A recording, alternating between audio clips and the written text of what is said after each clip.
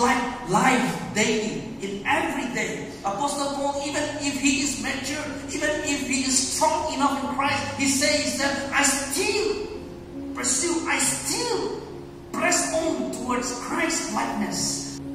Maturity in Christian is not just reaching the destination and it is finished. No. Maturity in Christian is pursuing Christ-like life daily, every time. It's a life of pursuit, not the destination. There are many people, once I reach the destination, I will just stop, relax. But maturity in Christian is not like that. You keep on pursuing, you keep on running after the Word of God, knowing further about the Word of God, following Him better, living your life better. That is called maturity in Christ. And that's what God requires from His children.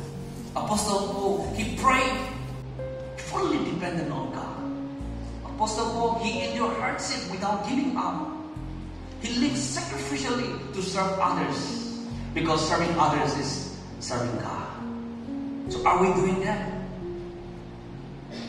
Set your spiritual goals, like growth in love, in holiness, in patience. Set some goals where you are wicked. If you don't have patience, very easy to angry, then set your goal to grow in patience. If your words are not always good, rough, set your goal in speaking soft and kind. Set your goals in certain of the areas of your life where you are weak, and you will grow. My goal is to control my temper, short temper. So I tried, and when I tried, the trial comes, exams comes, that I will be so pushed up with anger. Even last night, I faced something I will not disclose. And finally I prayed and everything settled. No, things happen. When you try, trials will come, exams will come. And when you can control that one, you will be able to control the next, and you will grow mature in that area.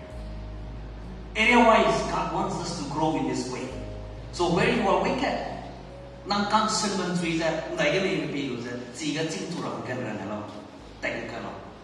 God will help you and God will open the